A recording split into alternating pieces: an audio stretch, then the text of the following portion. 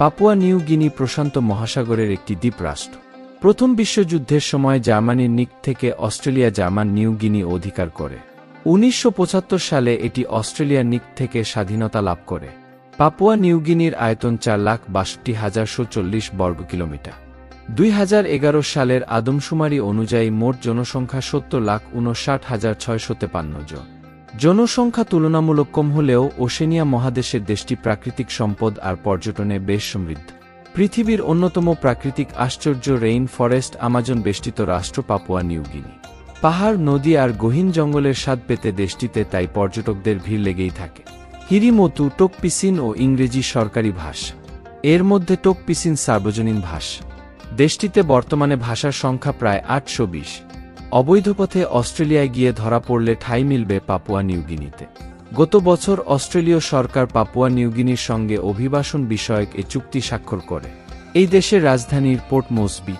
আয়তন ৪,৬২,৮৪০ বর্গ কিলোমিটার এবং লোকসংখ্যা ৬৭ লক্ষ। মুদ্রার নাম কিনা।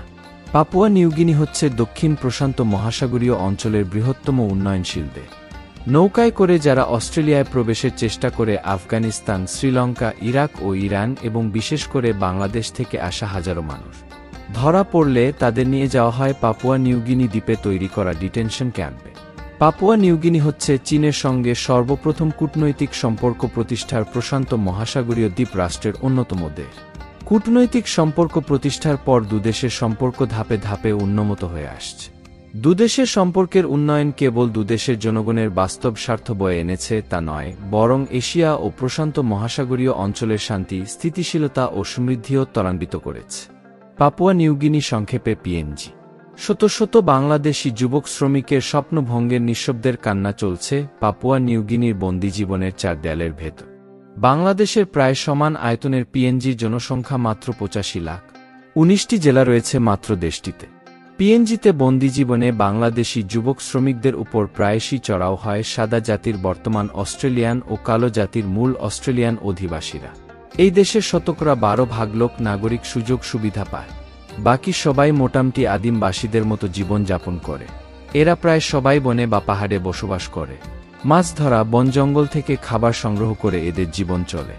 রকফেলার তার ডায়েরিতে আসমাত আদিবাসী সম্পর্কে লেখেন, এইসব শিল্পের মতোই আশ্চর্যজনক হচ্ছে তাদের আচার ও রীতি যা এখনও আদিম রয়ে গেছে। ৫ বছর আগেও এরা সবাই হেডহান্টিং বা ছিন্নমস্তক সংগ্রহ করত। ওখানে কম সভ্য লোকই যেতে পারত বলে তাদের মানুষখেকো আদিম আচার তখনও চলছিল। পাপুয়া নিউ গিনিকে বিশ্বব্যাপী মানুষ খেকোদের দেশ হিসাবে পরিচিতি এনে দিয়েছে তা হল মাইকেল রকফেলারের ১৯৬১ সালে পাপুয়া নিউ গিনিতে অন্তর্ধানের পরে। ১৯৯৮ সালে পাপুয়া নিউ গিনিতে ভয়াবহ ভূমিকম্পে মৃত্যু হয়েছিল ২০০০ মানুষের। রিক্টার স্কেলে তীব্রতা ছিল